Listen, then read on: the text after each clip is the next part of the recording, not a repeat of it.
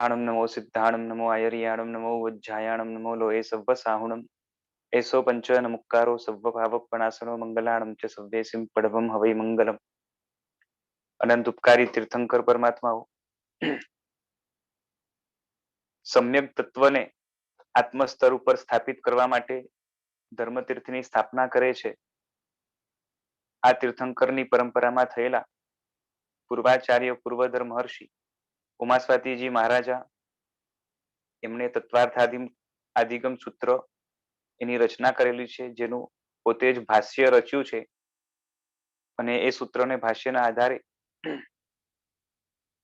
પૂજ્ય સૂરીપુરંદર હરિભદ્ર સુરીજી મહારાજા એમણે ટીકાની રચના કરી છે. એના આધારે આપણે તત્વાત સૂત્રનો પહેલો અધ્યાય સ્વાધ્યાયની અંદર આપણે ચાલી રહ્યો છે. અને એમાં જે બીજો સૂત્ર તત્વાર્થ શ્રદ્ધાનામ સમ્યક દર્શનમ એની વાત ચાલી રહી છે. એમાં આપણે જોઈ ગયા કે તત્વ શ્રદ્ધાન છે ને એનો બે રીતે અર્થ કર્યો છે ત્યાં કે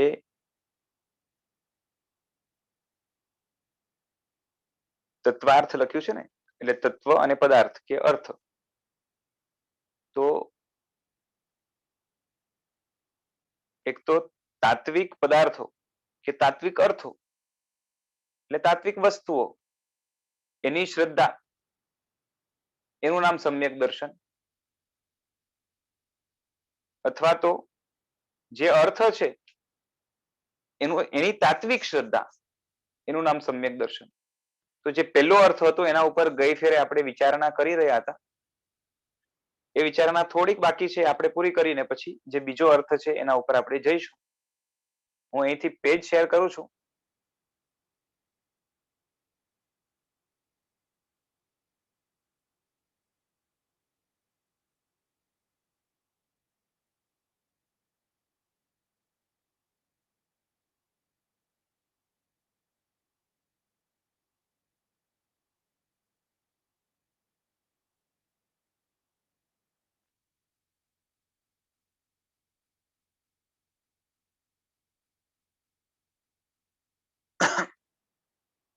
પેજ નંબર 21 પેરેગ્રાફ જે છે ને આપણે કમ્પ્લીટ કર્યું હતું.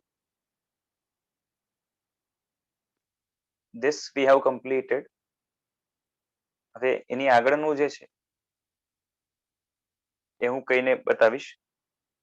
એની પહેલાનું જે હતું એ થોડુંક ખાલી બ્રીફલી કહી દઉં કે ત્યાં પ્રશ્ન કર્યો હતો કે તત્વ અને અર્થ બે વસ્તુ કહેવાની શું જરૂરત છે. તત્વ એટલે વસ્તુનો સ્વભાવ અને અર્થ એટલે વસ્તુ કે પદાર્થ. બરાબર છે. અર્થ એટલે અહીંયા જે છે ને મીનિંગ એવો અર્થ નથી. અને તત્વથી વસ્તુ નથી લેવાની. તત્વથી વસ્તુનું તેવાપણું, તેવો એનો સ્વભાવ અથવા તો તેનું સ્વરૂપ. એટલે વસ્તુનું જે સ્વરૂપ છે એને તત્વ કહેવાય. અને અર્થ એટલે પદાર્થ એટલે કે વસ્તુ કે કન્સેપ્ટ. હવે કોઈ પણ ધર્મ હોય એની પાસે અલગ અલગ કન્સેપ્ટ હશે. દેવનો કન્સેપ્ટ હશે, ગુરુનો કન્સેપ્ટ હશે, બરાબર છે. ધર્મનો કન્સેપ્ટ હશે, આત્માનો કન્સેપ્ટ હશે, આત્માથી પર વસ્તુનો કન્સેપ્ટ હશે, બંનેના સંયોગનો કન્સેપ્ટ હશે, બંનેના વિયોગનો કન્સેપ્ટ હશે, સ્વભાવનો કન્સેપ્ટ હશે, વિભાવનો કન્સેપ્ટ. આ બધા કન્સેપ્ટ છે. અને એ કન્સેપ્ટ કેવું છે એનું જે વર્ણન કરેલું હોય એ એનું તત્વ કહેવાય. સમજાય છે? દાખલા તરીકે જૈન દર્શનની અંદર આત્માને એનો જ્ઞાન ગુણ બતાવ્યો. બીજા પણ ગુણો છે. અમુક દર્શન એવા છે જેની અંદર આત્મા મૂળ સ્વભાવથી જ્ઞાન વગરનો છે, જ્ઞાન એનો વિભાવ છે, એવું એ લોકો માને. તો બંનેમાં જે અર્થ છે એટલે કે પદાર્થ છે એ આત્મા જ છે, પણ બંનેનો આત્માનો જે કન્સેપ્ટ છે એનું સ્વરૂપ, એનું તત્વ જુદું બતાવ્યું છે. એ જ રીતે કોઈ આત્માને એ હંમેશા નિત્ય માને, એમાં કોઈ ચેન્જીસ થઈ ન શકે. કોઈ અનિત્ય માને, કોઈ અપેક્ષાએ નિત્ય ને અપેક્ષાએ અનિત્ય માને, તો સ્વરૂપમાં ફરક પડી જશે. તો જે સ્વરૂપ છે એને તત્વ કહેવાય, અને જે પદાર્થ છે, વસ્તુ છે, કન્સેપ્ટ છે, એને અર્થ કહેવાય કે પદાર્થ કહેવાય. તો એમાં પ્રશ્ન કર્યો હતો કે આ બંને વસ્તુ કહેવાની શું જરૂર છે, કારણ કે કન્સેપ્ટ હશે તો એનું સ્વરૂપ હશે. તો કે ના, અલગ અલગ લોકો અલગ અલગ સ્વરૂપ માનતા હોય, માટે સાચું સ્વરૂપ છે ને, સાચું સ્વરૂપ પણ જે એ પદાર્થ સાથે ટેલી થતું હોય, હકીકત સાથે મેચ થતું હોય એવું જોઈએ. એટલે બંને વસ્તુ મૂકવાની જરૂરત છે. બરાબર છે. હજી આને આગળ ક્લિયર પણ કરશે. અને એના પછી ક્વેશ્ચન એ કર્યો હતો કે તત્વ હોય, તત્વ એટલે તમે સ્વરૂપ બતાવી દો. કદાચ પદાર્થ બતાવો તો બધા જુદું જુદું સ્વરૂપ કે તો એમાં કન્ફ્યુઝન થાય, પણ તમે સ્વરૂપ જ બતાવી દો તો એ સ્વરૂપથી તો એક જ પદાર્થ પકડાય ને. તો કે ના, ઘણા એવા છે કે સ્વરૂપ બતાવ્યું હોય પણ એવું પદાર્થ જ ન હોય. ઘણા એમ કે સંસાર છે પણ શું છે તો કે શૂન્ય છે. બરોબર છે. પેલા કે છે અને પછી કે નથી, એટલે વસ્તુ નથી પણ એક સ્વરૂપ છે. તો આવા કન્સેપ્ટ કાં તો આવી ફિલોસોફીને ધારણ કરનારા કે અપનાવનારા પણ જે છે ને એ ધર્મપંથો છે. એટલે તત્વ અર્થને છોડીને તો ન રહે ને, તો ખાલી તત્વ શ્રદ્ધા બોલો તો શું વાંધો, કે ના, ઘણા અનર્થ વાળા પણ છે કે અર્થને સ્વીકારે જ નહીં, એટલે કે પદાર્થને સ્વીકારે જ નહીં. તત્વ છે, તત્વનું આખું સ્વરૂપ બતાવે પછી કે શું છે તો કે શૂન્ય છે, સર્વમ શૂન્યમ.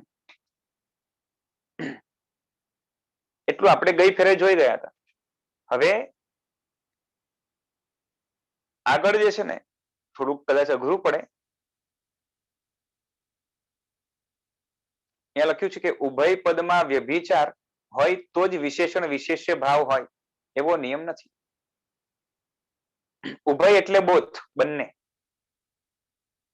વ્યભિચાર એટલે જેની અંદર સાહચર્યનો અભાવ, ત્યાં લખ્યો છે ને કે સાથે હોય, બરોબર છે, તો જ વિશેષણ વિશેષ્ય ભાવ હોય. બરોબર છે. એવું કોઈ માને તો કે ના, એવો નિયમ નથી. બરોબર છે. હવે આ શું છે પેલા સમજી લો. દાખલા તરીકે જે છે ને હું કહું કે આ ચશ્મા છે ને, કાળી ચશ્મા, બરોબર છે, કાળી ચશ્મા, બ્લેક કલરની ચશ્મા, રાઈટ. તો આમાં વિશેષણ શું છે? You are free to speak. કાળું. કાળું એ વિશેષણ છે, રાઈટ. વિશેષણ એટલે એડજેક્ટિવ, બરોબર છે. અને નાઉન શું છે? ચશ્મા. ચશ્મા, બરોબર છે. તો જેનું વિશેષણ કરાયું હોય એ જે નાઉન છે એને વિશેષ્ય કહેવાય. એટલે કાળું એ વિશેષણ છે અને ચશ્મા એ વિશેષ્ય છે, રાઈટ. તો કોઈ સમજો એવું માને કે બંને પદમાં વ્યભિચાર હોય તો જ વિશેષણ વિશેષ્ય હોય, બરોબર છે. હવે આ શું છે પેલા સમજો. તો હું કહું, આપણે જયારે બોલીએ ને કાળી ચશ્મા, બરોબર છે, તો મને કયો કે બંને વસ્તુમાં, એટલે કે કાળીમાં ને ચશ્મામાં, બોલો, કાળી હોય એ બધી ચશ્મા જ હોય નક્કી? ના, કાળી સિવાયની પણ ચશ્મા હોઈ શકે, રાઈટ. અચ્છા, જે ચશ્મા હોય કાળી જ હોય?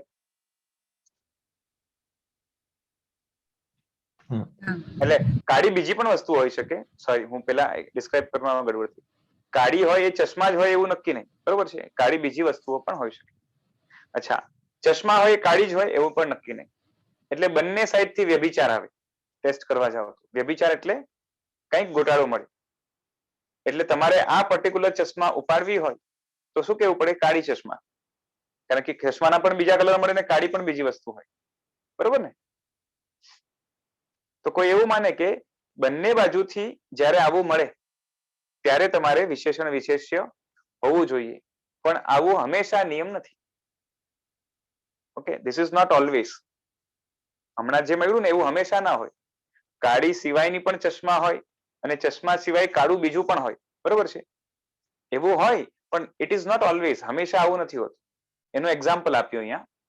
જેમ કે અબદ્રવ્યમ પૃથ્વી દ્રવ્ય. અબ એટલે અપ એટલે કે પાણી, પાણી દ્રવ્ય, પૃથ્વી દ્રવ્ય, બરોબર છે. તો એમાં દ્રવ્ય નાઉન છે. આ જે શબ્દો છે ને, પાણી દ્રવ્ય, પૃથ્વી દ્રવ્ય, તો દ્રવ્ય એ નાઉન છે અને એનું વિશેષણ શું છે? એડજેક્ટિવ શું છે? અબ કે પૃથ્વી, બરાબર છે. જ્યારે તમે બોલો કે પાણી દ્રવ્ય, તો એમાં શું છે કે પાણી છે ને એ દ્રવ્ય જ હોય હંમેશા, વન સાઇડેડ છે. દ્રવ્ય બધા પાણી હોય એવું જરૂર નથી. દ્રવ્ય પાણી પણ હોઈ શકે, પૃથ્વી પણ હોઈ શકે, અગ્નિ પણ હોઈ શકે, બરોબર? સમજાય છે? હા. તો it is not two sided. અને આ એક્ઝામ્પલ, ચશ્માના એક્ઝામ્પલમાં ટુ સાઇડેડ હતું ને, બોથ સાઇડ, બે સાઇડ વ્યભિચાર મળતો હતો. વ્યભિચાર એટલે સહચર્યનો અભાવ, એટલે કે એની સાથે જ હોય એવું જરૂરી નથી. બ્લેક હોય ચશ્મા જ હોય એવું જરૂરી નથી. સમજાય છે? તો બોથ સાઈડ આપણે વ્યભિચાર મળતો હતો. જ્યારે અમુક જગ્યાએ એવું પણ હોય કે બે સાઈડ વ્યભિચાર ના મળે. દ્રવ્ય એ હોય એ પાણી જ હોય એવું જરૂરી નથી. પાણી હોય એ દ્રવ્ય જ હોય. સમજાય છે? સમજાય છે? તો એ જ રીતે એટલે એમાં કીધું કે વિશેષણ અને વિશેષ્ય અમુક એવી જગ્યાએ પણ હોય જ્યાં એક જે છે ને વન સાઈડ થી વ્યભિચાર હોય, અધર સાઈડ થી ન હોય. બરાબર છે? આ કહેવાનું તાત્પર્ય શું છે ખબર છે? કેમ કે સૌથી પહેલા જે અર્થ કર્યો ને કે તાત્વિક પદાર્થોની શ્રદ્ધા એ સમ્યક દર્શન. તાત્વિક પદાર્થોની શ્રદ્ધા એ સમ્યક દર્શન. તો તાત્વિક પદાર્થમાં પદાર્થ એ નાઉન છે, એ વિશેષ્ય છે. એનું વિશેષણ શું છે? તાત્વિક. બરોબર છે? તો એમાં કેવું છે કે પદાર્થ હોય ને જેટલા એ તાત્વિક જ હોય, કાં તો તાત્વિક હોય એ પદાર્થ જ હોય. રાઈટ? એવું જો હોય ને એકાંતે, તો વિશેષણની જરૂરત ના પડે. સમજાય છે? જેમ હું તમને એક્ઝામ્પલ આપું, ગરમ સૂરજ. કામ ચાલી જાય એટલે હા, એક થી કામ ચાલી જતું હોય તો બે ની જરૂરત શું છે? બરાબર. બરાબર છે? હા. તો એમાંથી બે ગડબડ વાળા હોય તો જ વિશેષણ વિશેષ્ય હોય એવું જરૂરી નથી. ખાલી એક પણ ગડબડ વાળું હોય ને તો પણ વિશેષણ વિશેષ્ય લાગે. સમજાય છે? કોઈને તત્વ ક્લિયર હોય પણ પદાર્થ ક્લિયર ના હોય તો પણ જે છે ને તત્વની સાથે પદાર્થ શબ્દ જોડવો યોગ્ય છે. કોઈને પદાર્થ ક્લિયર હોય ને તત્વ ક્લિયર ના હોય તો પણ તત્વ અને પદાર્થ સાથે જોડવો યોગ્ય છે. બંને ક્લિયર ના હોય તો પણ સાથે જોડવા યોગ્ય છે. એ તો સમજાય એવી વસ્તુ છે. બરોબર છે? એ બતાવવા માટે અહીંયા કીધું કે એક કદાચ ક્લિયર હોય અને બીજો સાથે ક્લિયર ન હોય, બીજામાં વ્યભિચાર મળતો હોય તો પણ લગાડવામાં વાંધો નથી. કેમ કે એની પહેલા પ્રશ્ન શું કર્યો ખબર છે? કે અર્થ કદાચ તત્વને છોડીને રહેતું હશે, પણ તત્વ તો અર્થ છોડીને ન રહે ને. એ આપણે લાસ્ટ ટાઈમ વાત થયેલી છે, ખબર છે? તત્વ કઈ અર્થને છોડી નથી રહેવાનું, તો ખાલી તત્વ શ્રદ્ધા નામ બોલો ને, શું વાંધો છે? તો કે ના, ત્યાં પણ વ્યભિચાર મળે છે. અને કદાચ તમે એમ માનો કે ત્યાં વ્યભિચાર ન પણ હોય તો પણ કહેવામાં વાંધો નથી. કેમ કે બે સાઈડ વ્યભિચાર હોય એવું જરૂરી નથી. વિશેષણ વિશેષ્યમાં એક સાઈડ વ્યભિચાર હોય તો પણ વિશેષણ વિશેષ્ય એ સંભવે છે. ખબર નહીં કેટલું સમજાણું તમને લોકોને? ઠીક છે? ન સમજાય તો ટ્રાય કરજો, છતાં પણ ન સમજાય તો બહુ મગજનું દહીં નહીં કરતા. આમ છે બહુ ઇન્ટરેસ્ટિંગ.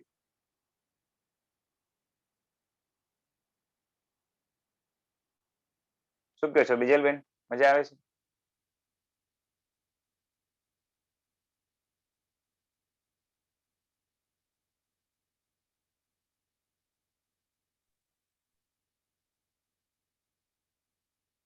नहीं बोले, हम अपनी आवाज सबको नहीं सुनाते. चलो. હા વિશાલભાઈ, જી. આપણે તત્વનો અર્થ વસ્તુનો સ્વભાવ કહીએ. સ્વરૂપ. સ્વભાવની સ્વરૂપ. અચ્છા, વસ્તુનું સ્વરૂપ. હમ. અને અર્થ, અર્થનો અર્થ કન્સેપ્ટ કર્યો. હા, યસ. એટલે એ રીતે હરિભદ્ર સ્વામીમાં જે અર્થ કર્યો છે એટલે આપણે એ રીતે. એટલે એવી રીતનો લઈએ તો તો એવું પણ કહી શકાય. એટલે કન્સેપ્ટ હોય એનું સ્વરૂપ કે એટલે હું સ્વરૂપ ને સ્વભાવ બે સરખા સમજુ છું. ખબર નથી એમાં શું ડિફરન્સ એટલે છે. આમ ઘણીવાર એ સ્વભાવ શું હોય સમજો કે હું તમને કહું કે તમારો રાઈટ નાવ સ્વભાવ સમજો ક્રોધ નો હોય, પણ એકચ્યુઅલ જે છે ને સ્વભાવ કોને કહેવાય? પોતાનો ભાવ, ઓરિજિનલ ભાવ, બરોબર છે? તો એ ક્રોધ નથી. તમે સ્વભાવ શબ્દ કયા અર્થમાં લો છો એના ઉપર. તમારો પ્રેઝન્ટ સ્વભાવ અને ઓરિજિનલ સ્વભાવ બેમાં ફરક છે ને. ઓકે, એટલે પ્રેઝન્ટ વિકૃત સ્વભાવ સ્વભાવને અને હા ઓરિજિનલ હા સ્વભાવ એના જેવું. હમ ઓકે, એટલે અર્થને કોન્સેપ્ટ લઈએ અને તત્વને સ્વરૂપ લઈએ હા તો એવું થયું કે એટલે કન્સેપ્ટ નું સ્વરૂપ હોય એમ, તો હા બરોબર છે. અર્થનું તત્વ હોય હા એવું હા થયું. જેમ નવે નવ તત્વ છે, આપણે નવે નવ તત્વ કહીએ છીએ, એકચ્યુઅલી નવે નવ પદાર્થ છે અને એનો બધાનો એ બધા કન્સેપ્ટ રૂપ જ છે અને એનું તત્વ છે. એટલે આપણે છતાં એને આપણે તત્વ કરીને એનું સંબોધન કરીએ છીએ. જીવ છે ને એ પદાર્થ છે, વસ્તુ છે. એ હા જ રીતે હા અજીવ હા. છે એ કન્સેપ્ટ છે, પુણ્ય પણ કન્સેપ્ટ છે અને એનું એક સ્વરૂપ હોય. હવે પુણ્યને બધા દર્શન વાળા જે છે ને પુણ્ય શબ્દ વાપરશે, કાં તો પુણ્ય માટે બીજા પણ શબ્દ વાપરશે, એને આપણે વિરોધ નથી, બરોબર છે. પણ એનું સ્વરૂપ જે છે ને એ અલગ અલગ લોકો અલગ અલગ રીતે માનશે. સમજાય છે? આજે પુણ્યના કન્સેપ્ટમાં પણ જે છે ને ઘણા મન ફાવે ત્યાં જે છે ને પુણ્ય શબ્દ જોડી દેતા હોય, કેમ કે એ લોકોને પુણ્યનો કન્સેપ્ટ કઈ જુદો હોય એ લોકોના મગજમાં, એ તાત્વિક ન હોય જેવો જોઈએ એવું. સમજાય છે? ઓકે.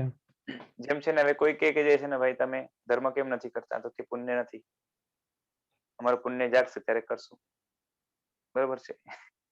તો હવે ત્યાં એવું છે કે જે છે ને ભાઈ સામગ્રી તને બધી પુણ્ય આપી દીધી, બાકી તારે પુરુષાર્થ કરવાનો છે. ત્યાં પુણ્યની પ્રધાનતા નથી હોતી, તો પુણ્યને રોંગ વે માં લઈ જાય છે. ઓકે એટલે કઈ વે માં લેવું એ તત્વ થયું. એટલે વસ્તુઓ છે, આવી એવી હા વસ્તુઓ છે એવું ઘણા બધા કે છે, તો એ હા બધા માટે અર્થ એટલે છે અર્થ એમ, જુદા જુદા છે. અર્થ છે. હા, અને આ તો છે ને આપણે જે ષડ દર્શન કહીએ છીએ, છ દર્શનો જે છે ને મુખ્ય, જે આર્ય દર્શનો છે, સાંખ્ય દર્શન, વૈશેષિક દર્શન વગેરે, બરોબર છે, જૈન દર્શન, બૌદ્ધ દર્શન. તો આ જે દર્શનો છે એ તો મેજર ફિલોસોફીસ છે, ઘણા લોકો માનતા હોય એવું. બાકી તો તમે એક એક વ્યક્તિ જે છે ને એના મગજમાં આત્માનો કન્સેપ્ટ કઈક જુદો હોય. ઘણી વાર ધર્મ ના ભણ્યા હોય ને, ખાલી દૂર દૂરથી સાંભળ્યું હોય, કાં તો થોડુંક અહીંયાથી સાંભળ્યું, થોડુંક ત્યાંથી સાંભળ્યું, થોડુંક મનથી બાફ્યું હોય. જેમ આપણે પણ નાનપણમાં જે છે ને ધર્મની બહુ ખબર ના હોય તો એક ભગવાનની જુદી જ કલ્પના હોય. આ તો જેમ જેમ ભણતા જઈએ તો એ ક્લિયર થતું જાય. રાઈટ? હા એ બરાબર. જેમ અમે નાના હતા તો અમને શું લાગે કે ભગવાન એટલે હી કેન ડુ એવરીથિંગ, કંઈ પણ કરી શકે અને એની પાસે બધું જ કરવાનો લાયસન્સ છે અને એને હમ તમે ખુશ કરો તો એ તમને જે છે ને જે જોઈએ એ આપે. એવું કંઈક એટલે બધાના મગજમાં કદાચ જુદું જુદું પણ હોય. હમ પછી એટલે જેમ જેમ અહીંયા હા એટલે અહીંયા ભગવાન છે એટલે નાનું બાળક પણ જાણે છે કે હા ભગવાન એની છે. પાસે ભગવાનનો કન્સેપ્ટ છે, મોટા પાસે પણ છે. થયો, હા એ અર્થ યસ થયો કે એ યસ પદાર્થ થયો.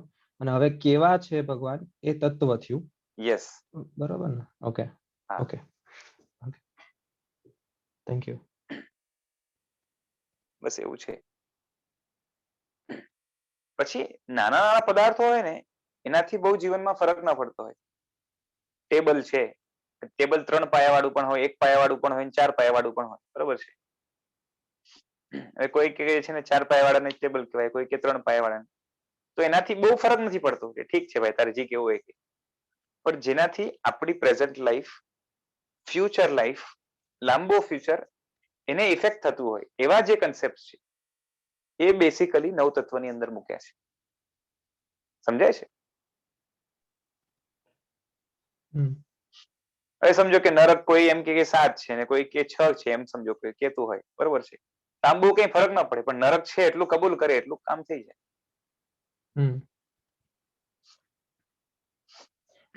એક એટલે રીતે એવું પણ કહી શકાય કે અર્થને દ્રવ્ય કહી શકાય અને તત્વને ગુણ અને પર્યાય કહી શકાય. યસ, હા બસ એવું જ. ઓકે.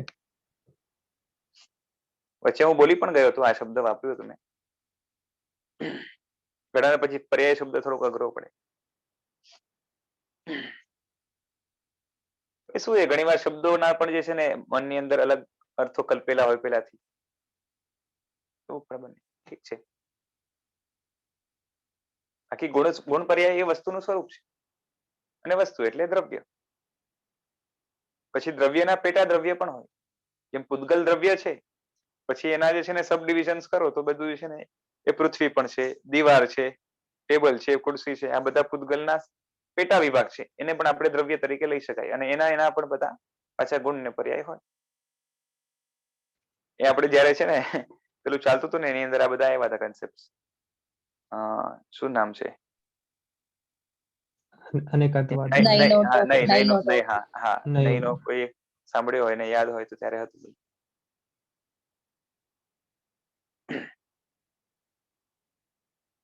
ચાલો, આ બધું મજાનું છે. ચલો હવે કોઈ જે છે ને એ પ્રશ્ન કરે છે કે આ પૂર્વ પક્ષ ને ઉત્તર પક્ષ કરવાથી શું, એટલે કે તમે આ ચર્ચા કરી એનાથી શું, બરોબર છે? તો કે તત્વાત શ્રદ્ધાનમ એ પદના જેમાં કોઈ જાતની શંકા ન રહે તેવા બીજા વિગ્રહને કહે છે. હવે બીજી રીતે અર્થ કરે છે, બરોબર છે? કે ભાઈ પૂર્વ પક્ષ ને ઉત્તર પક્ષ ને હમણાં સાઈડમાં મૂકો, બીજી રીતે અર્થ કરો જેની અંદર શંકા જ ન રહે. તો પેલો અર્થ શું કર્યો હતો? તાત્વિક પદાર્થોની કાં તો તાત્વિક અર્થની શ્રદ્ધા, એનું નામ સમ્યક દર્શન. બીજી રીતે અર્થ કરે છે, અર્થ ઉમાસ્વાતીજી મહારાજે પોતે કરેલો છે, એની સ્પષ્ટતા હમણાં હરિભદ્ર મહારાજ કરી રહ્યા છે, બરાબર છે? બંને અર્થ ભાષ્યની અંદર જ ઉમાસ્વાતીજી મહારાજે કરેલા છે, બરોબર છે? તો પેલા તાત્વિક પદાર્થોની શ્રદ્ધા એ સમ્યક દર્શન, અને બીજો અર્થ છે તત્વથી અર્થોની શ્રદ્ધા. શબ્દના અર્થ એ જ રહેવાના છે, અર્થથી પદાર્થ જ લેવાનો, બરોબર છે? અને તત્વથી એટલે ખરા અર્થમાં, બરોબર છે? એ આગળ એનું સ્પષ્ટીકરણ કરશે. એટલે જે પદાર્થો છે એની સ્પષ્ટ શ્રદ્ધા, એનું નામ સમ્યક દર્શન. સમજાય છે?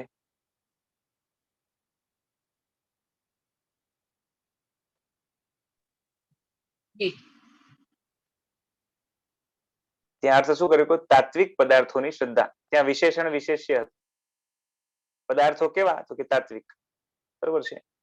અહીંયા વિશેષણ વિશેષ્ય નથી, તત્વથી અર્થોની શ્રદ્ધા. ઓકે, પદાર્થની સાથે કનેક્ટ કરીને લેવાનું હતું, અહીંયા તત્વથી જ એનું આખું સ્વરૂપ લેવાનું. હા, એટલે અહીંયા મુખ્ય છે ને અર્થ થઈ જાય છે, પકડવાનું છે. અહીંયા મુખ્ય અર્થ થઈ જાય છે, પણ અર્થની શ્રદ્ધા કેવી? તો કે સાચી. તત્વથી એટલે સાચી, એટલે કે જેવી છે એવી. એટલે તત્વ જેવું છે, સોરી, અર્થ જેવો છે એનો એવો જ સ્વરૂપ તમારે જાણવું, બરોબર છે? હવે આમાં થોડુંક ગ્રામરનું છે, એટલે તમે હું એમાં છે ને મગજનું દહીં નહીં કરું, પણ અહીંયા લખ્યું છે ને વિગ્રહ આ પ્રમાણે જાણવો, એટલે કે એ જે શું કહેવાય કે ખોલીને આપ્યું છે, શું? તો કે અર્થોનું શ્રદ્ધાન, એનું નામ અર્થ શ્રદ્ધાન. સૌથી પહેલા તો અર્થોનું શ્રદ્ધાન, અર્થોનું એટલે કોનું? પદાર્થોનું. પદાર્થોનું શ્રદ્ધાન, શ્રદ્ધાન એટલે શ્રદ્ધા, બરોબર છે? એનું નામ અર્થ શ્રદ્ધાન, બરોબર છે? અર્થોનું શ્રદ્ધાન એટલે અર્થ શ્રદ્ધાન. એ અર્થ શ્રદ્ધાન કેવું? તો કે તત્વથી, તત્વથી, બરોબર છે? એમાં વચ્ચે વા શબ્દ વાપર્યો છે. પેલો અર્થ જે કર્યો ને તાત્વિક પદાર્થોની શ્રદ્ધા, વા એટલે અથવા તત્વથી પદાર્થોની શ્રદ્ધા, બરોબર છે? તો એક બીજા એંગલથી, બીજા પક્ષથી, બીજી રીતે સમજાવવાનો પ્રયત્ન કરે છે, બરોબર છે? પહેલી રીતે પેલા સમજાવ્યું, હવે બીજી રીતે સમજાવે છે. બીજી રીતે શું સમજાવે છે? કે તત્વથી અર્થની શ્રદ્ધા, બરોબર છે?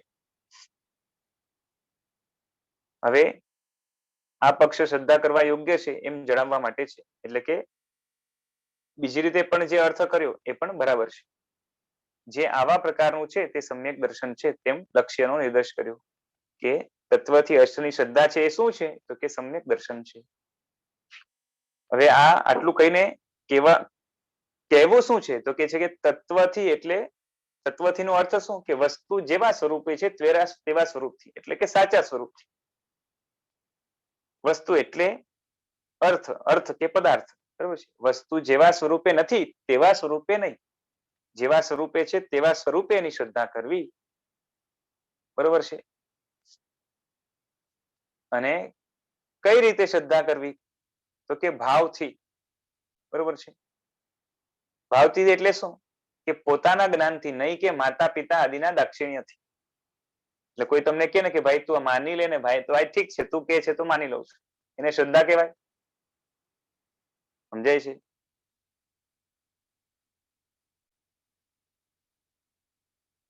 કોઈ આપણે કે ભાઈ તું માની લે, શ્રદ્ધા કરી લે, તો કે હા ભાઈ તું કે છે તો શ્રદ્ધા કરી લઉં છું, બસ હવે શંકા નહીં કરું. બરોબર છે. તો એ પોતાના જ્ઞાનથી શ્રદ્ધા કરી કહેવાય કે બીજાના કહેવાથી કરી કહેવાય? બીજાના કહેવાથી કરી, પોતે બરાબર એને એક્સેપ્ટ નથી કર્યું. હા, તો પછી એને રુચિ નહીં કહેવાય. બરોબર ને? પોતાની રુચિ નહીં કહેવાય એમાં. જી. અને જેમ બીજો કે આપણને બાય બર્થ જૈન ધર્મ મળ્યો છે એટલે હું આ કરું છું, એ જાતની જે હા, મેન્ટાલિટી. અને એમાં પછી કોઈ ડાઉટ ન કરે, અને પેલાથી શીખવાડ્યું કે આના ઉપર જી. ડાઉટ નહીં કરવાનો. બરોબર છે. પણ એ એમાં પોતાની બુદ્ધિ કે પોતાનું જ્ઞાન નથી લગાવ્યું, પણ કોઈએ કીધું એટલે આપણે માની લઈએ દાક્ષિણ્યથી. એમાં એ છે ને જબરદસ્તી, એટલે કોઈએ પ્રેશરાઇઝ કર્યું હોય તો એ આખી જુદી વસ્તુ છે, એની શ્રદ્ધા જ ન કહેવાય. સમજાય છે? કોઈએ પ્રેશરાઇઝ કર્યું ને કે તું માની લે, નહીં માને તો આમ ને તેમ ને, એમ નહીં. પણ કોઈએ પ્રેમથી સમજાવ્યું હોય અને જે છે ને પાછી આપણે એને એક્સેપ્ટ કરી લઈએ, વિરોધ ન કરીએ, અને વિરોધ કરવાનો ભાવ ન હોય, તો અહીંયા એટલે લખ્યું કે માતા પિતા આદિના દાક્ષિણ્યથી, કે માતા પિતામાં વડીલ છે, એમણે કીધું છે, બરોબર છે, અને આપણે એમને દક્ષ રહેવું જોઈએ, એટલે આપણે વિરોધ ન કરાય. એ કે છે તો માની લેવાય, એના માટે વિકલ્પ ન કરાય. તો એ રીતે માનેલું નહીં અહીંયા, પણ પોતાના જ્ઞાનથી, એટલે કે પોતાને રૂચે છે, પોતાને યોગ્ય લાગે છે માટે માને છે, એ રીતે શ્રદ્ધા કરવી. અને પાછી શું લખ્યું? નિશ્ચિત. બરોબર, આ બધા શબ્દો આપ્યા છો ટીકામાં. ભાવથી, નિશ્ચિત, આ બધા શબ્દો આપ્યા છે ટીકામાં, એટલે એને અહીંયા ખોલે છે. એ નિશ્ચિત એટલે શું? તો કે આ પ્રમાણે જ એમ અવધારણ કરેલું, સંદેહ વાળું નહીં.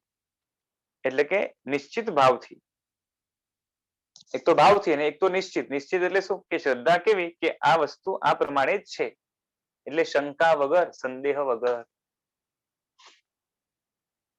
સમજાય છે? હવે આટલું જે આપણે વાંચ્યું એનો શોર્ટમાં સારાંશ બતાવે છે કે વસ્તુ જેવા સ્વરૂપે છે, વસ્તુ એટલે પદાર્થ, કન્સેપ્ટ, જેવા સ્વરૂપે છે ખરેખર, બરોબર છે, એવા સ્વરૂપે સ્વયં જાણીને, એટલે પોતાના જ્ઞાનથી આ પ્રમાણે છે એવું અવધારણ કરીને, એટલે કે એટલું સ્વીકાર કરીને જે છે ને, એટલે સ્વીકાર કરવું, એનું નામ તત્વાર્થ શ્રદ્ધાંત. બરોબર છે. અને એ તત્વાર્થ શ્રદ્ધાંત, એનું જ નામ સમ્યક દર્શન. Is that clear?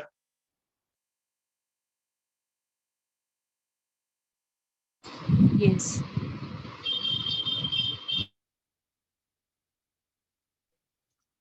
વસ્તુમાં અહીંયા બધી જ વસ્તુ આવી ગઈ ને? આ બધી જ વસ્તુ આવી ગઈ, પણ આપણે મુખ્યત્વે કઈ લેવાની? જે ઇફેક્ટ કરે, આપણા લોંગ ફ્યુચરને ઇફેક્ટ કરે, આપણા અસ્તિત્વને વધારે ઇફેક્ટ કરે. ઓકે, એટલે નવ તત્વ લેવાના ખાસ. હા, હા. આમ તો કેવું છે પાછું ખબર છે, તમે ઊંડાણથી વિચારો તો નવ તત્વની અંદર બધું જ આવી જાય,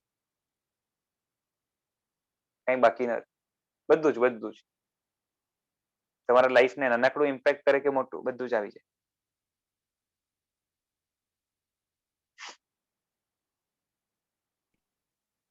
હા, એટલે જેમ અજીવમાં બધા પૂતગલો આવી જાય, હા, તો બધી વસ્તુઓ આવી ગઈ, હા, બધી આવી પણ ગઈ. તો બધી વસ્તુઓનું તમને કઈ એની પ્રોપર્ટીઝ ખબર ન હોય, ખબર જ ન હોય, ખબર ના હોય તો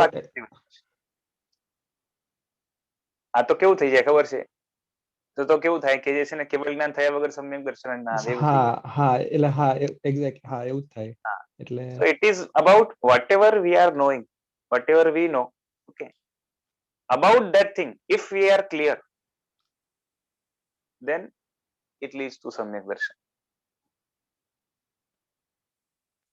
એના બાબતમાં અગર મિસકન્સેપ્શન હોય તો સમ્યક દર્શન ન થાય. Okay, thank you. અને એમાં એ મુખ્ય જે છે ને હે ઉપાદેયની બુદ્ધિ છે, બરોબર છે. એ 4 પાયાવાળાનું ટેબલ કહેવાય કે 3 પાયાવાળા કે 1 પાયાવાળા, એનાથી લેવા દેવા નથી. પણ એ ટેબલ હે છે કે ઉપાદેય છે એટલી અક્કલ જોઈએ કમસે કમ.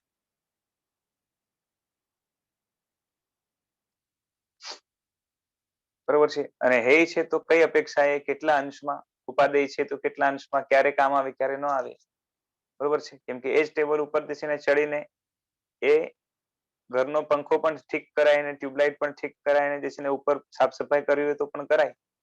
એ જ ટેબલ ઉપર જે છે ને સ્થાપના કાર્ય સ્થાપીને જે છે ને પ્રતિક્રમણ સામાયિક વગેરે પણ કરાય. એટલે ક્યારે હે કહેવાય ક્યારે ઉપાદેય કહેવાય એટલું જે છે ને આપણે વિવેક જોઈએ. બરોબર છે. બંનેમાંથી અમુક ક્રિયા છે એ સંસારને વધારનારી છે અને અમુક જે છે એ સંસારને કાપનારી છે, ઓછું કરનારી છે.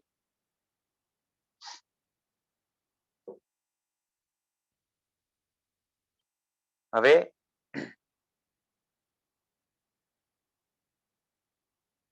તત્વેન અને ભાવત એ પદોને અલગ અલગ ન કરતા. જો હમણાં અર્થ કર્યો હતો ને એમાં તત્વેન એટલે તત્વથી અને ભાવથી એ રીતે બે અલગ અલગ અર્થ કર્યા. સમજાય છે? તત્વેન એટલે તત્વથી શ્રદ્ધા કરવી અને ભાવથી નો અર્થ શું કર્યો? બોલો, ભાવથી નો અર્થ શું કર્યો? પોતાના જ્ઞાનથી, બીજાના કહેવાથી, દાક્ષિણ્યથી નહીં. બરાબર ને? હવે સમજો કે કોઈ એ રીતે પણ અર્થ કરે કે તત્વેન અને ભાવત બે નો અર્થ એક જ લેવાનો. તત્વથી એટલે કે ભાવથી એ રીતે અર્થ લો. બરાબર છે? તો ભાવથી ને તત્વથી ને બેનો અર્થ એક જ થાય. કયો અર્થ? તો કે નિશ્ચય વાળું. નિશ્ચય વાળું એટલે શું? કે પાકું, કે આવું જ છે. બરોબર છે? માત્ર બીજાને બતાવવા માટે નિશ્ચય વાળું નહીં, એટલે પરમાર્થથી નિશ્ચય વાળું. એટલે ખરેખર જેવું છે એ રીતે. બરોબર છે?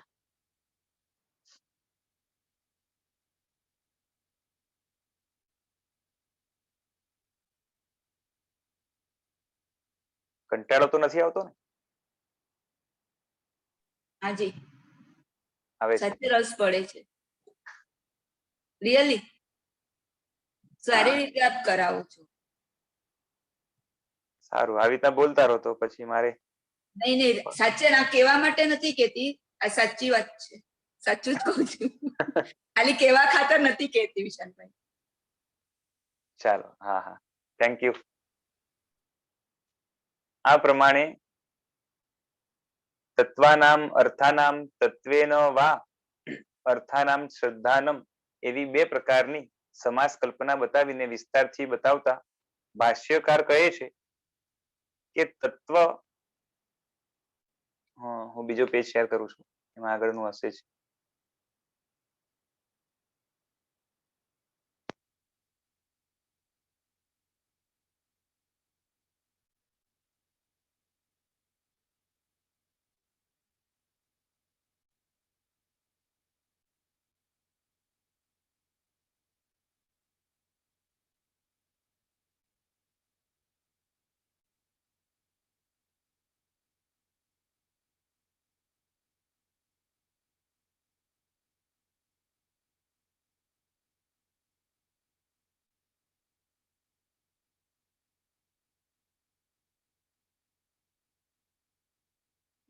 અહીંયા આપણે પહોંચ્યા છે.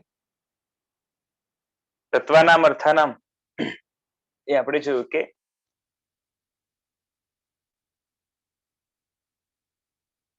એટલે બે રીતે જે કલ્પના બતાવી ને, હવે વિસ્તારથી શું બતાવે છે કે તત્વ એવા જીવાદી જે હવે કેવાશે. બરોબર છે? એટલે કે જેનું સ્વરૂપ છે ખરેખર એવા જીવાદી જે પદાર્થો છે.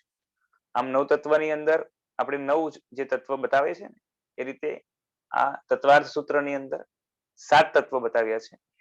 એનો થોડોક વિસ્તાર કરો તો 9 તત્વ પણ થઈ જાય. લગભગ પુણ્ય અને પાપ આમાં નથી આપ્યું, બરોબર છે. એ આશ્રવ કાં તો બંધની અંદર એનો સમાવેશ થઈ જાય. મને એવી ધ્યાન નથી. આમ 7 તત્વો બતાવ્યા છે. ને વિસ્તાર કરો તો 9 પણ થાય. તો એવા જે પણ જીવાદી છે, જીવ અજીવ વગેરે, આશ્રવ સંબંધ નિજરા બંધ મોક્ષ, તત્વ એટલે અવિપરીત સ્વરૂપમાં રહેલા,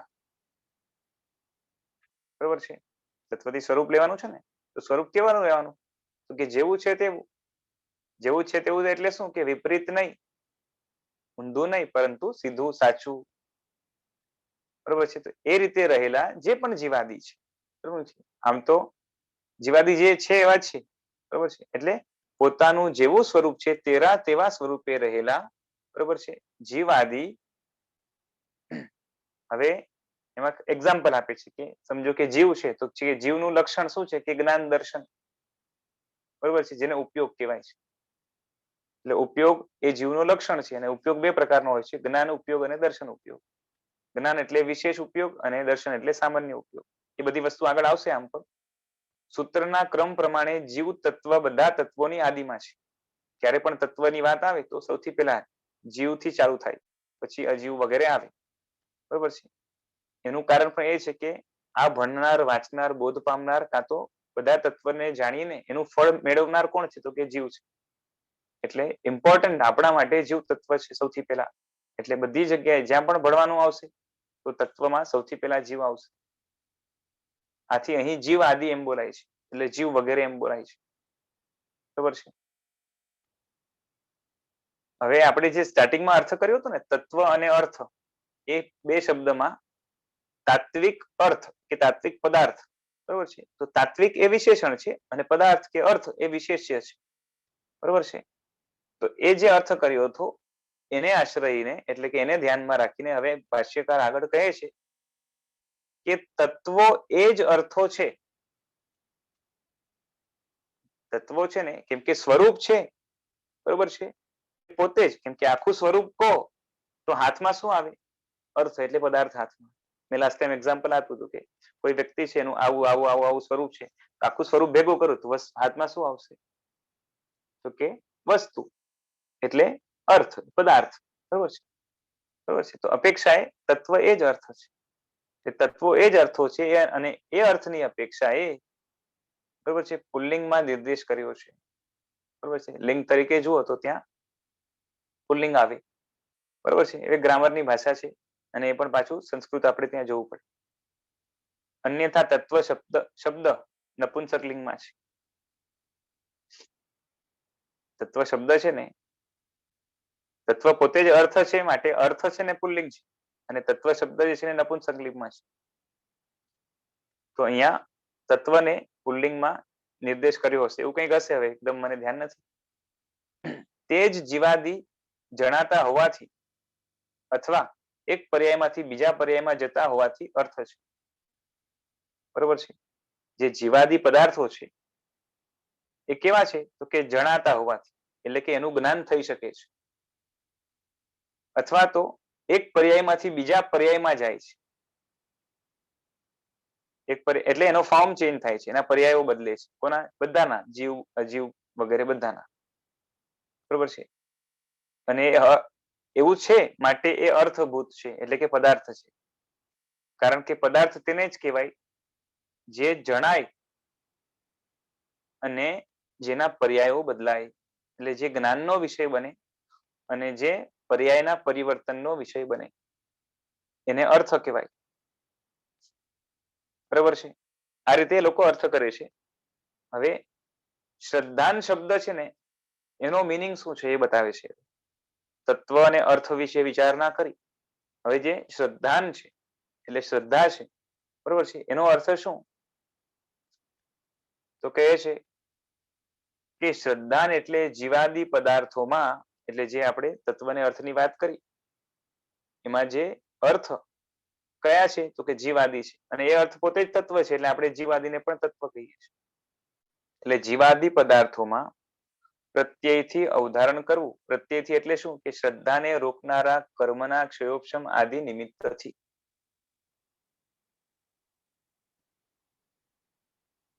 જો શું અર્થ કર્યો?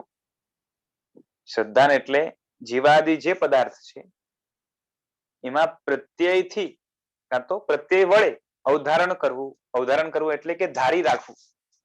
ક્યાં ધારી રાખવું? આત્મા ઉપર. બરોબર છે? જ્ઞાન શક્તિથી આત્મા ઉપર ધારી રાખવું. તો કઈ રીતે? તો કે પ્રત્યયથી. તો પ્રત્યયથી એટલે શું? તો કે શ્રદ્ધાન કરવી છે એટલે કે અવધારણ કરવું છે. જેવું છે એવા જીવવાદી એટલે જીવવાદી તત્વો જેવા છે એ રીતે જો આપણે ધારણ કરવું હોય, વ્યવસ્થિત જાણવું હોય, તો એના માટે શું જરૂરી છે? તો કે આવી સાચી શ્રદ્ધાને કે ધારણ કરવા માટે જે કર્મો રોકે છે, આજ સુધી આપણને રોકતા હતા, એવા કર્મનો ક્ષયોપશમ આદિ એટલે કે ક્ષયોપશમ, ઉપશમ કે ક્ષય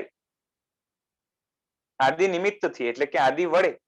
બરોબર છે? એટલે કે જ્યારે શ્રદ્ધાને રોકનારા કર્મ એનો ક્ષયોપશમ થાય છે. શ્રદ્ધાને રોકનારું કર્મ કોણ છે ભાઈ? બોલો.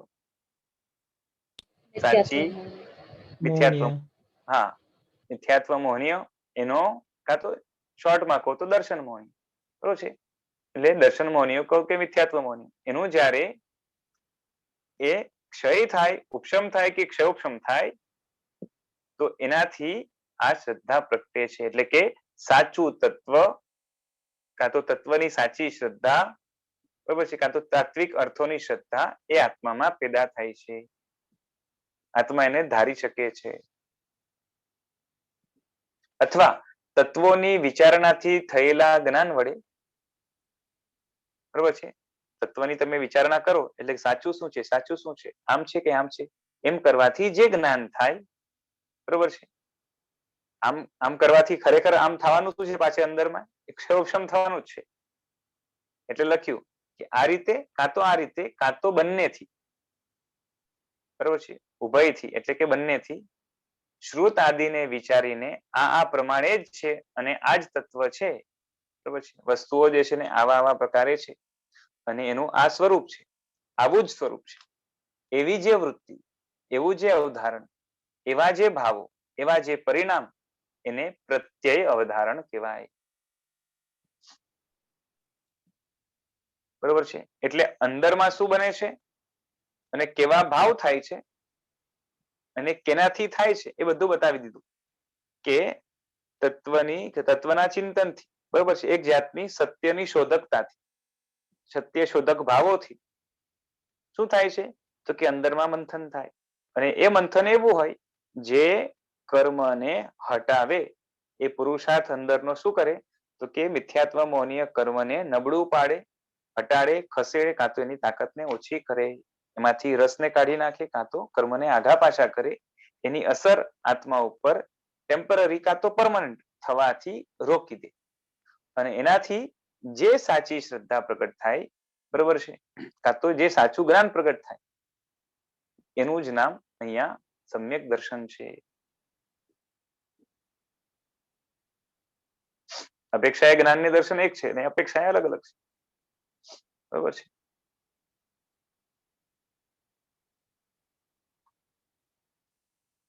હવે કોઈ પ્રશ્ન કરે છે? એટલે અહીંયા સુધી ક્લિયર છે ને? હા બોલો. અહીંયા જ્ઞાનાવર્ણીયનો ક્ષયોપશમ બી લીધો છે, વિચારણાથી જે શબ્દ લખ્યો ચોક્કસ. છે એટલે એ જ્ઞાનાવર્ણીય માટે લખેલો છે. હા હા, સવાલ જ નથી.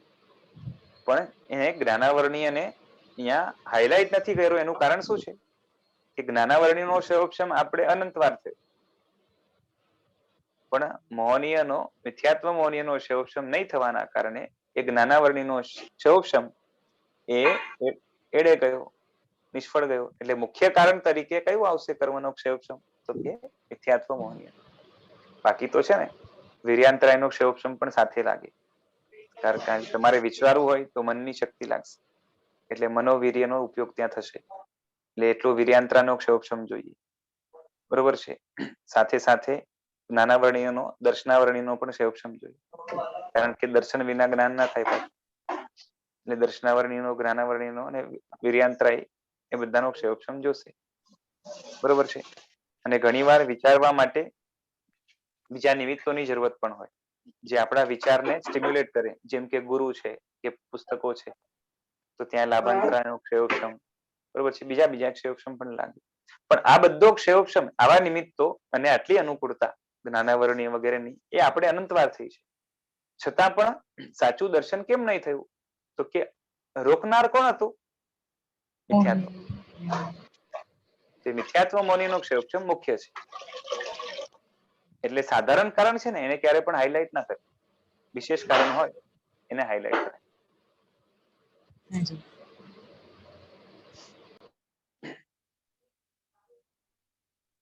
અહીંયા અવધારણ એટલે ધારણા થઈ. ધારી રાખવું, હા, ઉપસ્થિત કરવું કે શું કહેવાય કે સ્થાપિત કરવું, આત્માના ઉપર Okay. સ્થાપિત કરવું. અચ્છા, આ જે સ્ટેટમેન્ટ છે કે આ પ્રમાણે છે અને આ જ તત્વ છે, એમાં તત્વનો અર્થ સત્ય જેવો લાગે છે. તત્વથી સ્વરૂપ જ લેવાનું. આ પ્રમાણે છે એટલે શું કે આ વસ્તુ આ પ્રમાણે છે અને એનું આવું જ સ્વરૂપ છે. આ તત્વ અચ્છા. છે એટલે એનું આવું જ સ્વરૂપ છે. ઓકે, એટલે અહીંયા સ્વરૂપ રૂપે જ લેવાનું છે. હા, કે Okay. પુણ્ય પાપ આદિ છે, બરોબર છે, આવા આવા પ્રકારે છે અને સાથે સાથે એનું આવું જ સ્વરૂપ છે. ઓકે. અને ઉપર તત્વ અને પદાર્થને ઇન્ટરચેન્જેબલી યુઝ થાય છે એવું લાગે છે. ના ના, અહીંયા ઇન્ટરચેન્જ કર્યું જ નથી ક્યાંય. અર્થથી તમારે પદાર્થ જ લેવાના આવશે બધે જ. એટલે અહીંયા લખ્યું ને અહીંયા અર્થ એટલે મિનિંગ લેવાનો. સદ્દાન શબ્દનો અર્થ, આ પદનો અર્થ, અહીંયા અર્થથી મિનિંગ લેવાનો, જે સામાન્ય ગુજરાતીમાં વાપરે. એટલે એના ઉપર તમે ફોકસ નથી કરતા. ના, એ નહીં. એટલે હજી ઉપર જે નવ તત્વ કઈ છે એટલે નવ પદાર્થ એમ, એટલે જીવાદી આ વાળી સેકન્ડ લાઈન, તત્વ એવા જીવ આદિ, એવું. એટલે જીવ આદિ એ પદાર્થ છે. ના, એટલે એકચ્યુઅલી શું થયું, એની પહેલા જ છે ને લોકોએ સ્પેસિફાઈ કરી દીધું કે તત્વ એ જ અર્થ. એ જ અર્થ. ઓકે, એટલા માટે કરીને પછી ઓકે, એ સ્પેસિફાઈ કરીને પછી કીધું છે. તો આપણે ઇન જનરલ પણ જ્યારે નવ તત્વનો વિચાર કરીએ ત્યારે આ રીતે લઈ શકાય ને કે જે સ્વરૂપ છે એ જ પદાર્થ રૂપે છે, એટલે આ નવ વસ્તુઓને તત્વ કહીએ છીએ. એકચ્યુઅલી તો શું છે, પદાર્થ નથી કહેતા. તમે સ્વરૂપ બતાવો ને તો હાથમાં પદાર્થ જ આવે, અને પદાર્થને ડિસ્ક્રાઇબ કરો તો હાથમાં એનું સ્વરૂપ જ આવે. પણ દુનિયાની અંદર મિસકન્સેપ્શન્સ હોવાના કારણે આ ક્લેરિટી કરવી પડે છે.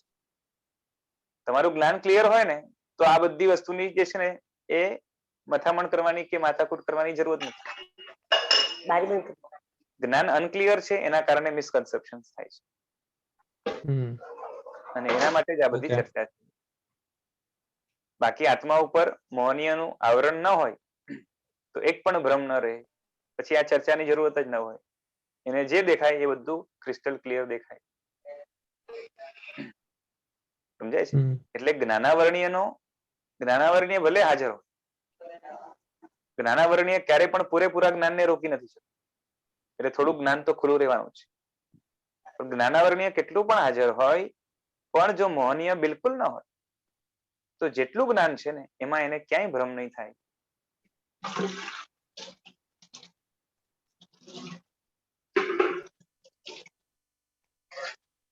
સમજાય છે? ઓકે, વિપરીત બોધ નહીં થાય. હવે વિચાર કરો કે 12મા ગુણસ્થાનક કે મોહનીય કર્મ જાય છે, બીજા કોઈ નથી જતા, અને 13મા ગુણસ્થાનક બાકીના 3 કર્મ જાય છે જાતિમાંથી. એટલે 12માંથી 13મા જાય ત્યારે અજ્ઞાન ઘણું છે, જ્ઞાન બહુ ઓછું છે. આમ તો 14 પૂર્વનું જ્ઞાન છે, આમ છતાં પણ 14 પૂર્વ એ કેવલ જ્ઞાનની સામે જે છે ને એ બિંદુ જેવું છે, સમુદ્રની સામે બિંદુ હોય એ રીતે. એટલે અજ્ઞાન ઘણું છે, જ્ઞાન ઓછું છે, છતાં પણ જે જ્ઞાન છે એની શુદ્ધિ અવ્વલ કક્ષાની છે, 100%. કેમ કે જ્ઞાનની અંદર અશુદ્ધિ પેદા કરનાર કોણ છે? તો કે મોહ. અને મોહ કર્મ ગયું એટલે જેટલું જ્ઞાન છે બધું નિર્મળ છે.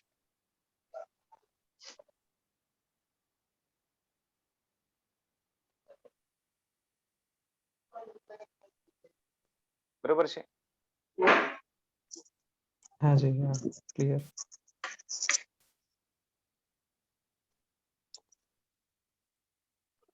આમ એવું કહી શકાય નવ તત્વ નામ રાખ્યું એટલે આમ નવ વસ્તુ જ નથી રાખ્યું, એમ નવ તત્વ રાખ્યું કેમ કે એ ક્લિયર કરવા કે નું સ્વરૂપ વધારે ઇમ્પોર્ટન્ટ છે. Yes yes. ઓકે.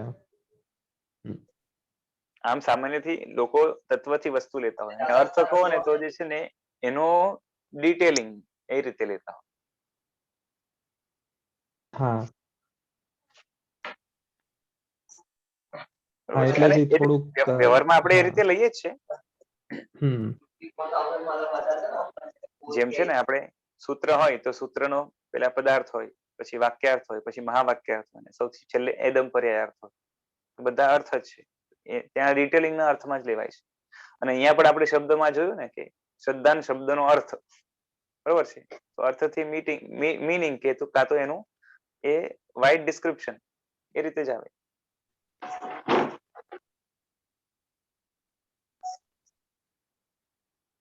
હા બરોબર છે. ચલો હવે થોડુંક છે ને ગ્રામેટિકલ છે, આપણું કામ નથી આમ. તત્વાનામ અર્થાનામ લખ્યું છે એટલે વાંચી જાઉં છું. શ્રદ્ધાનમ એમ છઠ્ઠી વિભક્તિમાં અર્થ બતાવીને તે શું પ્રત્યય અવધારણમ એટલે એનો જયારે અર્થ કર્યો ને ત્યાં સાતમી વિભક્તિનો અર્થ કેમ કર્યો છે પ્રશ્ન પૂછે છે. તો કે પ્રાય છઠ્ઠી ને સાતમી વિભક્તિમાં અભેદ હોય છે, એટલે ક્યારેક ક્યારેક એકબીજાની જગ્યાએ વપરાય છે એમ જણાવવા માટે એ પ્રમાણે અર્થ કર્યો છે. બરોબર છે? અને એની માટે એક્ઝામ્પલ પણ આપ્યું છે કે પર્વતના વૃક્ષો કે પર્વતમાં વૃક્ષો, આ બે રીતે વપરાતું હોય છે. પર્વતના વૃક્ષો કહો તો છઠ્ઠી વિભક્તિ કહેવાય, અને પર્વતમાં વૃક્ષો કહો તો સાતમી વિભક્તિ કહેવાય. બરોબર છે? વિભક્તિમાં ઇંગ્લિશમાં કહો કે ઓફ, પર્વત ના હોય ને ત્યારે ઓફ, વૃક્ષ ઓફ પર્વત, અને પર્વતમાં વૃક્ષો એટલે વૃક્ષ ઓન કે ઇન પર્વત, એ રીતે અર્થ. જે જેના અવયવો હોય તે તેમાં હોય એમ અહીં પણ જાણવું. એટલે કે જીવાદિનું શ્રદ્ધાન છે તે શ્રદ્ધાન કેમાં જ રહેવાનું છે? તો જીવાદી સંબંધી છે, કાં તો ઓફ બોલો ને તો સંબંધ આવે, અને માં બોલો ને તો ઇન આવે. એટલે શું કહેવાય કે આધાર. સમજાય છે? હું ધરતી પર રહું છું કે ધરતીમાં રહું છું એટલે ધરતી મારો આધાર છે. તો એ સાતમી વિભક્તિ કહેવાય. તો જીવાદી સંબંધી છે એટલે શ્રદ્ધા જીવાદીમાં રહે છે, કાં તો જીવાદીથી સંબંધિત. એટલે જીવાદીનું શ્રદ્ધાન કે જીવાદીમાં કે જીવાદી સંબંધી શ્રદ્ધાન એ કેવા છે? તો કે જીવાદીમાં છે.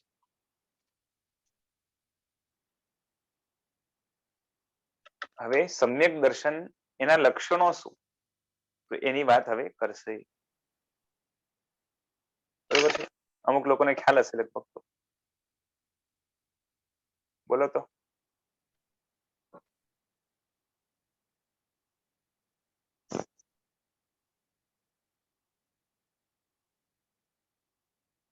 સમ્યક દર્શનના લક્ષણો તો ખબર છે ને?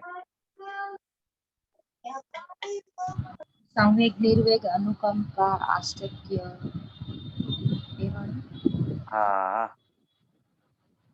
સંવેગ, નિર્વેગ, અનુકંપા ને આસ્તિક્ય. ચલો અહીંયાથી માઇક છે ને બંધ રાખજો. આશાબેન, હું અહીંથી બંધ કરી દઉં, પાછા હમણાં ચાલુ નહીં કરતો. એક કામ હોય તો કરવાનું. વિડીયો પ્રતિભાબેન બંધ કરું છું. સમ્યક દર્શનના લક્ષણો આ પ્રમાણે તત્વાર્થ શ્રદ્ધાના મેં પદનું વિવરણ કરીને સમ્યક દર્શન પદનું પૂર્વે જ વિવરણ કર્યું. આથી તેના વિવરણને છોડીને ઉત્પન્ન થયેલું સમ્યક દર્શન બીજાઓથી પણ જે રીતે જાણી શકાય તે રીતે ચિહ્નોથી સહિત અને તાત્પર્યાર્થ પૂર્વક પ્રતિપાદન કરવા માટે કહે છે. શ્રદ્ધાન એટલે જીવાદી પદાર્થોમાં પ્રત્યયથી અવધારણ કરવું એ પ્રમાણે જ છે એમ નિશ્ચિત થયે છતે એટલે અહીંયા કહે છે કે ચલો વાંધો નહીં, આવો તત્વ શ્રદ્ધાન એને સમ્યક દર્શન કહેવાય. એ સમ્યક દર્શન જાણી કઈ રીતે શકાય કે આ વ્યક્તિમાં સમ્યક દર્શન છે, કાં તો મારામાં સમ્યક દર્શન છે, એને જાણવાના લક્ષણો શું? બરોબર છે. કાં તો અનુમાન કઈ રીતે કરી શકાય? તો એની માટે એના લક્ષણો બતાવે છે કે પ્રશમ, સંવેગ, નિર્વેદ, અનુકંપા અને આસ્તિક્ય. પ્રશમ એટલે અનંતાનુબંધી કષાયોનો ક્ષયોપશમ, અને એમાં મુખ્યત્વે અનંતાનુબંધી ક્રોધનો ક્ષયોપશમ. આમ તો ક્રોધ આદિ લખે ત્યાં, કાં તો ક્રોધ પ્રધાન લખે, એનાથી ક્રોધ આદિ એટલે ચારે લઈ લેવાના ક્રોધમાન માયેલું. બરોબર છે. એટલે આત્મામાં એ અનંતાનુબંધી કષાયોનું ઉપશમ. બીજા નંબરે સંવેગ. સંવેગ એટલે મોક્ષની ઈચ્છા. નિર્વેદ એટલે સંસારનો કંટાળો એટલે કે વૈરાગ્ય. અનુકંપા એટલે કે બીજા જીવો પ્રત્યે ભાવ દયા. આસ્તિક્ય એટલે કે ભગવાને બતાવેલા જીવાદી જે તત્વો છે એની શ્રદ્ધા, કાં તો એના ઉપરની રુચિ. આ 5 ગુણો પ્રગટ થવા માટે એ સમ્યક દર્શનનું ચિહ્ન છે, લક્ષણ છે. અર્થાત આ 5 ગુણો જેનામાં હોય તેનામાં સમ્યક દર્શન છે એમ જાણી શકાય છે. બરોબર છે. આ બધાનો અર્થ પેલા બતાવે છે. બરોબર છે. થોડોક અર્થ આપણે કર્યો એનાથી જુદો આવશે. કેમ કે સંવેગ અને નિર્વેદ છે ને, આ શબ્દ ના જે અર્થ છે એ ઇન્ટરચેન્જેબલી વપરાતા પણ હોય છે. ચલો,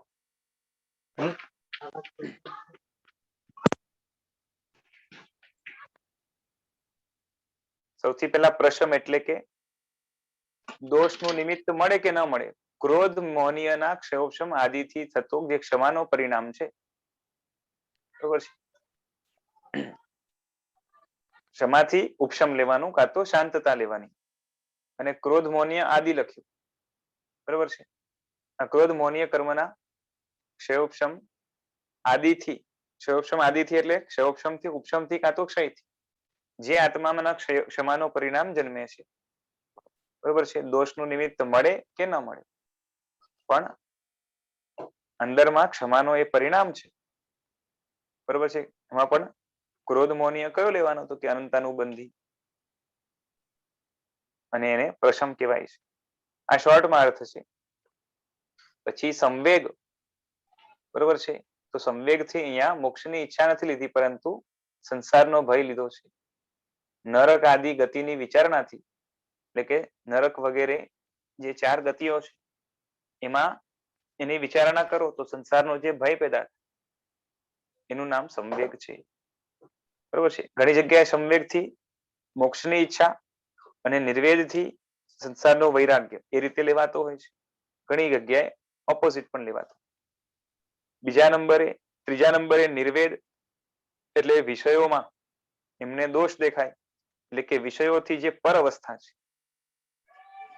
વિષયોથી પર અવસ્થા કઈ છે? કેમ કે કેવળ જ્ઞાની પણ વિષયોથી પર નથી, એમને પણ વિષયોનો ભોગવટો છે, અને એના કારણે દુઃખનો જે છે ને એ ભાર એમના પર છે. એટલે મોક્ષનું શરણ સ્વીકારવું. વિષયો વિષય એટલે ખબર છે ને, 5 ઇન્દ્રિયના વિષયો, એટલે કે પૂતગલનો ભોગવટો. બરોબર છે. 5 ઇન્દ્રિયના વિષયો હોય, શરીરના વિષયો હોય, મનના વિષયો. તો આ બધાની અંદર દોષ દેખાય, એની અંદર દુઃખ દેખાય, એની અંદર આત્મા માટે વ્યાભિચારીપણું દેખાય, અને માટે શુદ્ધિ રૂપ જે મોક્ષ છે એ એને ગમે. પછી અનુકંપા એટલે જે દુઃખી જીવો છે એના પ્રત્યે દયા, કરુણા, નું નામ અનુકંપા. અને 5મા નંબરે છે આસ્તિક્ય, એટલે કે જીવાદી તત્વો છે જે ભગવાને બતાવ્યા છે એના ઉપર વિશ્વાસ રાખવો, શ્રદ્ધા રાખવો. આ 5 એ એના ઉપર, આ 5 જેનામાં લક્ષણો દેખાય, ચિહ્નો દેખાય, એનામાં સમ્યક દર્શન છે. બરોબર છે. એટલે આવા પ્રકારની જે તત્વ શ્રદ્ધા જે છે, પેલા જે બતાવ્યું ને, એ તત્વ શ્રદ્ધા એ સમ્યક દર્શન છે, બરોબર છે. જે તત્વ શ્રદ્ધા છે તે સમ્યક દર્શન છે, નહીં કે કેવલ બોલવું. એટલે તત્વની શ્રદ્ધા ખરી હોય, સ્વરુચિથી હોય, ખાલી મને વિશ્વાસ છે એમ બોલો તો સમ્યક દર્શન ન કહેવાય. શ્રદ્ધા અંદરમાં સાચી જોઈએ, આંતરિક પરિણામોને સ્પર્શ કરવા વાળી. હવે સમ્યક દર્શન જે બતાવ્યું એ બે પ્રકારનું છે, નિશ્ચયિક અને વ્યવહારિક. એટલે નિશ્ચય સમ્યક દર્શન કે નિશ્ચય સમ્યક્ત્વ અને વ્યવહાર સમ્યક્ત્વ. તો આપણે જે 5 લક્ષણો જોયા ને, 5 ચિહ્નો જોયા, એમાંથી એકાદ ચિહ્ન પણ હોય, બાકીના ન દેખાય કે જેવા જોઈએ એવા સ્પષ્ટ ન હોય, તો એને સમ્યક દર્શન કહેવાય. પણ એ કયું કહેવાય? તો કે વ્યવહાર સમ્યક દર્શન કહેવાય, કે વ્યવહાર સમ્યક્ત્વ કહેવાય. અને 5 સ્પષ્ટ દેખાય તો એને નિશ્ચય સમ્યક્ત્વ કહેવાય. તો લખ્યું કે નિશ્ચય નયના મતે સમ્યક દર્શન પ્રશમ આદિ સગળા ચિહ્નોથી યુક્ત હોય. બધા જ કયું છે કે જેને આ મૌન છે એટલે કે મુનિ ધર્મ છે એમ જુઓ છો, તેને આ સમ્યક્ત્વ છે એમ જુઓ. જેને આ સમ્યક્ત્વ છે એમ જુઓ છો, તેને આ મૌન એટલે કે મુનિ ધર્મ છે તેમ જુઓ. અર્થાત મુનિ ધર્મ એ જ સમ્યક્ત્વ અને સમ્યક્ત્વ એ જ મુનિ ધર્મ. બરોબર છે. કેમ કે નિશ્ચય નયના મતે જે મુનિ છે એ સમકીતી છે, અને મુનિમાં આ 5 એકદમ સ્પષ્ટ દેખાવા. કારણ કે ક્ષમાનો ભાવ હોવાના કારણે એને આપણે ક્ષમા શ્રવણ કહીએ છીએ. મુનિનો બીજો શબ્દ શું છે? મુનિ માટે વપરાતો બીજો શબ્દ શું છે? ક્ષમા શ્રવણ. બરોબર છે. ખમા સમણો બોલીએ છીએ ને આપણે, બરોબર છે. એટલે કે જેને ક્ષમાને આત્મસાત કરી છે, અને જેને ક્ષમાને આત્મસાત કરી છે એને ખરી ક્ષમા છે, તો એનામાં પ્રશમ હોય. અને પ્રશમ હોય જેનામાં, એનામાં પાછળના બધા જ હોય. ખરો પ્રશમ ત્યારે જ હોય જ્યારે પાછળના બધા જ હોય. કારણ કે એ બધું ક્રમથી પેદા થાય છે, બરોબર છે. સૌથી પહેલા આસ્તિક્ય આવે, પછી આસ્તિક્ય વધતું જાય, ભલે એનું બળ વધતો જાય, એની તાકાત વધતી જાય, એની કોન્સેપ્ચ્યુઅલ ક્લેરિટી વધતી જાય, એની ડિટેલિંગ વધતી જાય. પછી અનુકંપા આવે, પછી નિર્વેદ આવે, પછી સંવેગ આવે, અને પછી પ્રશમ આવે. આ પ્રગટ થવાનો ક્રમ છે, બરોબર છે. અને સામાન્યથી આછું પ્રગટ થવાનું ચાલુ થાય, ને પછી આગળ વધે. આપણે જે છે ને એ યોગ દ્રષ્ટિ વગેરેની અંદર જોયેલું છે. એ ચર્માવર્તમાં આત્મા આવે એટલે એ છે ને એ લક્ષણ કહો કે ઓળખાણ કહો, એનામાં એ આસ્તિક્ય અને અનુકંપા પેદા થાય. પછી આગળ એની ક્લેરિટી વધતી જાય, એમ એનું સ્વરૂપ વધારે સ્પષ્ટ થતું છે. પછી એ અપુનર્બંધક દશાને પ્રાપ્ત કરે ત્યારે એનામાં નિર્વેદ, સંસારનો ભય કાં તો સંસારનો કંટાળો એ થોડોક જન્મે. પછી એ પણ આગળ સ્પષ્ટ થતો જાય. પછી યોગની દ્રષ્ટિઓની શરૂઆત થાય ત્યારે એનામાં સંવેગ નામનો ગુણ આવે, એ પણ પછી આગળ વધે. અને પ્રશમ છે એ ચોથી દ્રષ્ટિમાં, અથવા તો એમ કહીએ કે ત્રીજી દ્રષ્ટિમાં વધારે સ્પષ્ટ થાય. અને બધા જ બહુ સારી રીતે જ્યારે સમ્યક દર્શન પ્રાપ્ત કરે ચોથા ગુણસ્થાનક કે 5મી દ્રષ્ટિમાં, ત્યારે ઘણા સ્પષ્ટ પ્રગટ થાય. છતાં પણ નિશ્ચય નહીં કહેશે કે તું જે માને છે, જે છોડવા જેવું, એને જ્યાં સુધી છોડે નહીં ત્યાં સુધી તારું સમ્યક દર્શન માત્ર જે છે ને એ શું કહેવાય કે એક કલ્પના રૂપ છે. પણ ખરી એની, કેમ કે તું મુનિ ધર્મને સુખનું સાધન માને છે, મોક્ષને પૂર્ણ સુખ માને છે, તો સાધનમાં પણ જે છે ને તું જરાક પણ એમાં પરિશ્રમ કે મહેનત ન કરે તો પછી તારા માટે ખાલી શ્રદ્ધા જે છે ને ખાલી એ ફોક બની જશે, એવું નિશ્ચય નહીંનો મત છે. નિશ્ચય નહીં 6થા ગુણસ્થાનકથી અથવા તો 7મા ગુણસ્થાનકથી સમ્યક દર્શન સ્વીકારે. વધારે ચૂક નિશ્ચય નયોમાં પણ ઘણા બધા નયો, એટલે ઘણા બધા વિભાગો હોય, એમાંથી અમુક નિશ્ચય નહીં છે એ દેશવૃત્તિથી સ્વીકારે સમ્યક દર્શન.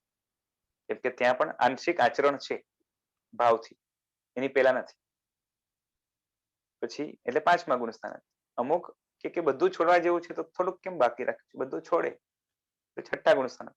કે બધું છોડે છતાં પણ જે છે ને કશાયો હજી તારા જોઈએ એવા મંદ નથી પડ્યા, માટે અપ્રમત્ત દશા જ્યાં સુધી ના આવે ત્યાં સુધી જે છે ને સમ્યક દર્શન ન સ્વીકારી તો 7મા ગુણસ્થાનકથી સ્વીકારે. એટલે એ રીતે આગળ આગળ વધે.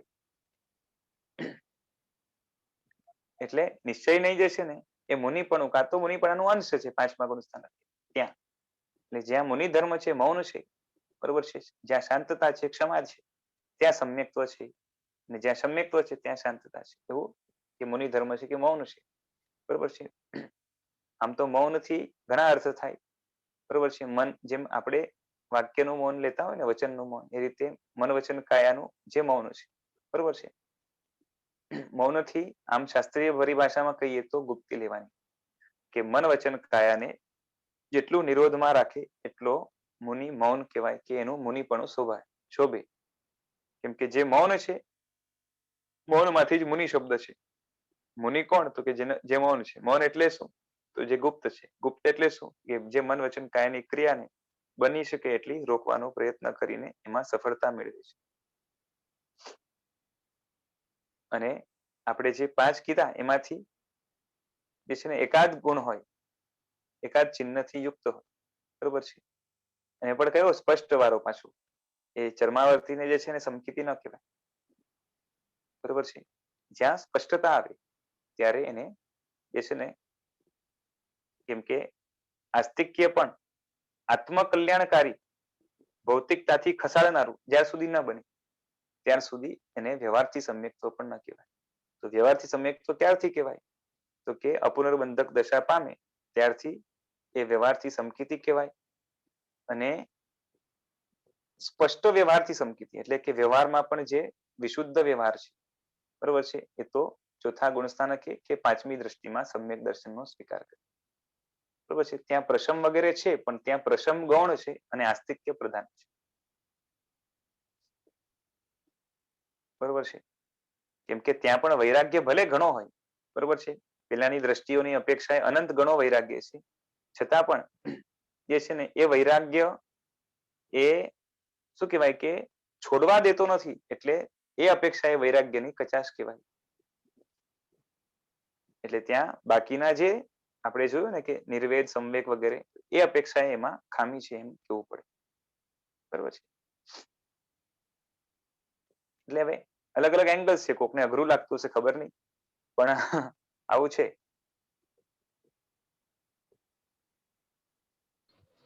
તો શુદ્ધ વ્યવહાર નહીંથી ચોથું શુદ્ધ ગુણ વ્યવહાર સ્થાનક નહીંથી ચોથા ગુણ સ્થાનકે હતો, અને તો 5મી દ્રષ્ટિ. નિશ્ચય નહીંથી ક્યાં સમ્યક્ત્વ કહેવામાં આવે છે? નિશ્ચય નહીંથી આમ એવરેજ જોઈએ તો 7મા ગુણ સ્થાનકે કહેવાય. ક્ષમતાવાળા મુનિ હોય એને સમ્યક દર્શન કહેવાય. અને નિશ્ચય બાકી નહીં એના શુદ્ધ કરતા નિશ્ચય પણ નહીં છે. પરિશુદ્ધ, ના એ પણ શુદ્ધ જ છે, પણ એમાં પણ છે ને શુદ્ધમાં પાછી એ અત્યંત શુદ્ધ, બરોબર છે, પરમ વિશુદ્ધ, એ રીતે બધી ક્વોલિટીઝ હોય. તો કોઈ જે છે ને વિતરાગતા સુધી જાય, કેમ કે વિતરાગતા પછી મોહનો અભાવ છે, એટલે પછી ત્યાં મિથ્યાત્વ ન કરી શકે.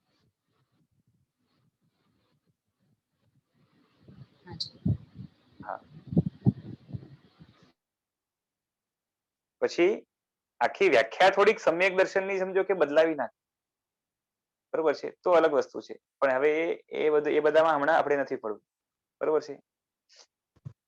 કેમ કે હમણાં સમ્યક્ત્વને મોહનીયથી લેવા દેવા છે, એ હિસાબે આપણે પકડીને ચાલીએ છીએ, બરોબર છે.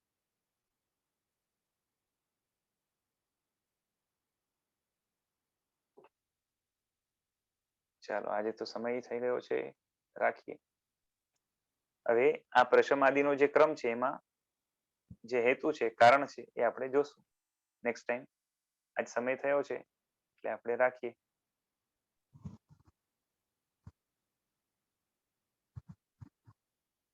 જીનાજ્ઞા વિરુદ્ધ કઈ બોલાયું હોય તો મિચ્છામિ દુક્કડમ. અને ભાવાનુવાદકાર શ્રી આચાર્ય દેવ શ્રીમદ વિજય રાજશેખર સુરીશ્વરજી મહારાજ સાહેબના ચરણોમાં કોટીશ વંદન.